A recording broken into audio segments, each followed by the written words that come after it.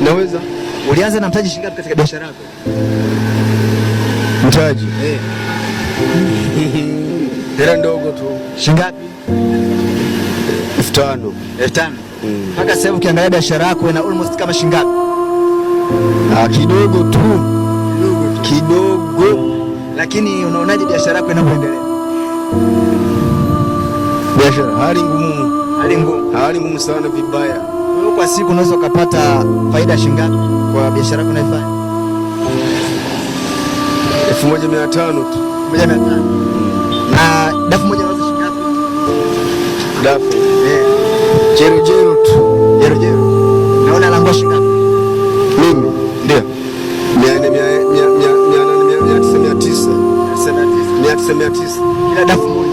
Kila dafu moja.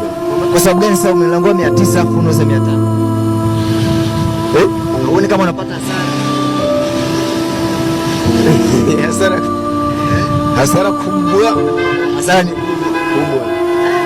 Nje ya biashara hii kuna biashara nyingine ambayo unajishughulisha? Hamna. Una familia? Nina familia ndio. Wapo hapa Dar es Salaam au wapo nyumbani? Nyumbani. Wapo nyumbani. Wenyewe wanajishughulisha na nini huko nyumbani? Kulima tu. Na wanalima. Wewe unaacha wanalima, wewe umeingia Dar es Salaam kuja kupambana, kuangalia namna gani vipi unaweza ni maisha. Kupambana tu. Unashaurije vijana ambao wapo mtaani ambao hawana kazi za kufanya? Unashauri nini wale vijana ambao wapo mtaani hawana kazi ya kufanya? Na ushauri vipi? Watafute kazi ya kufanya. Wasibweteke. Wafanye kazi. Unamwambia nini yule mtu ambaye anayekutazama sasa hivi?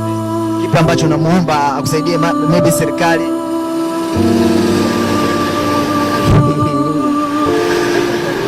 Serikali kinachoweza kunisaidia mkopo. Mkopo, lakini mama sasa ametoa mikopo serikalini, ameshatoa mikopo au utembelee? Sijajua kama ametoa. Basi ulizia, maana mama ametoa.